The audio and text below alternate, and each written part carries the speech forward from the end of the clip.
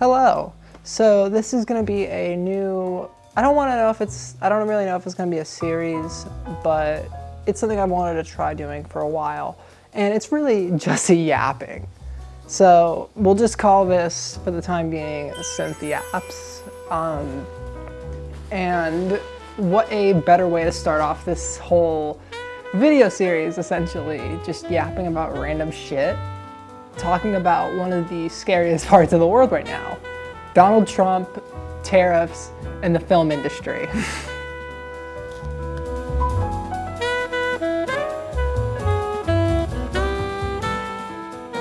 So for one, you can tell that obviously this is not the prettiest setup going on right now. I'm actually in my garage. I wanted to film this outside today, however, it is raining. It is really wet. It's raining. I do not have the patience to let it dry and, do all that shit. So we're just gonna do it in here. And also, lighting looks pretty good in here, so hey.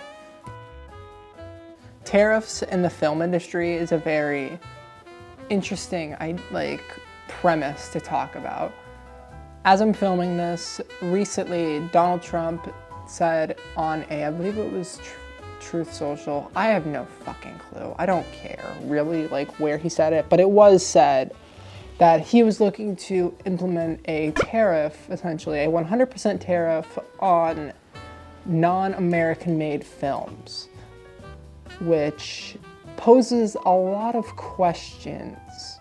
There's a lot of logical questions that come with that, especially because you don't really tariff a movie like how you tariff a toy or you tariff a tech product. It isn't something that comes in overseas through a fucking shipping container. It just gets delivered usually through a file that is sent digitally. There's no real way to tariff that. And what does it exactly mean for the production of film itself? The film industry in the US right now is in a very interesting spot where we're watching the barrier to entry for filmmaking kind of steadily rise, in part in hand due to tariffs, because people need equipment to make films. Not to say that you can't make films with an iPhone or whatever you have in your pocket. I know people have done it, I've done it, but a lot of people really want to actually have, real equipment to use if they want to start filmmaking. Especially for stuff like lighting, audio, you need real equipment for that. You can't just use whatever is baked into your phone. From a more commercial standpoint, I want to say it's obviously becoming a lot more apparent to companies to just outsource their work overseas because production costs in the US have already gotten higher. There's a lot of just rising issues with inflation, the cost of equipment. Tariffs are already killing the cost of every bit of equipment. Canon's raising prices, Sony's probably gonna raise their prices. Everybody who just isn't a US company is raising their prices, and even then, some US companies are raising theirs because they need to import stuff from outside of the US for materials. This is an issue that I don't really think the man in charge has put consideration into. And he says he wants to help the film industry and how he wants to make films American again, which in itself is a red flag. We've already seen throughout the past couple months that the Trump administration is willing to attack the media if it doesn't necessarily paint it in the best of its light. We're already seeing NPR and PBS get their federal funding pulled because they're doing, Sesame Street? I really don't know. It's one of those things where we already can kind of see it being a slippery slope and how that will affect film in the US. With Donald Trump trying to preach this idea of bringing film back to America, it makes me question if he's going to go down that dictatorship route and try to make essentially propaganda films. I wouldn't put it essentially too far past if there's already, like, say, a documentary being put in the works that's borderline, like, actual propaganda, if not actual propaganda. The idea that filming, like, films from overseas in media like that is a threat to our national security is just really fucking stupid. It doesn't make a whole ton of sense given that media doesn't really have, like, a barrier with that. I feel like anybody from any part of the world can enjoy media and see the message within it. And I think that what it is just, it's not the message he wants. Especially given how the past couple months, it's the, like, overseas perception of the United States and the whole system itself has kind of changed. I wouldn't put it past people in Europe, China, anywhere else in the world that is making film to depict us that in a way that makes us seem a little more villainous, if that makes sense. I don't want to say that it's all doom and gloom either, because I know that there's light in all of this. I know that there are a lot of people in the US, filmmakers, cinematographers, directors, lighting people, everybody in the film industry itself probably doesn't like this. They don't really see the point in how it's supposed to help the film industry in the US.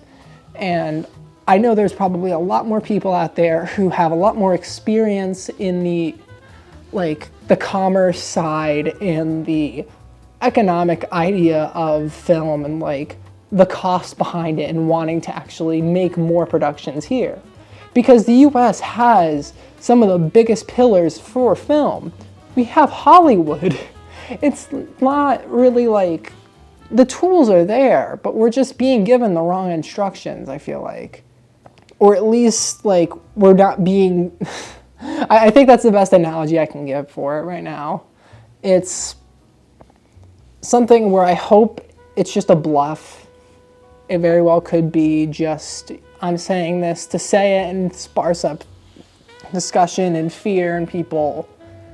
But so far, the past few months have shown me that he's not willing to really be okay with people, like, getting, like, he's okay with people. The past few months have shown me that the administration is willing to take a jab at the people if it gains its own personal interest. If there's something to gain for them only and not really the people itself, they're willing to do it. And this is where I think a lot of it is going to happen, because for a lot of people, media is their safe haven. They find solitude in being able to watch movies and TV, listen to music, and it's just being made harder and harder every time to make that happen.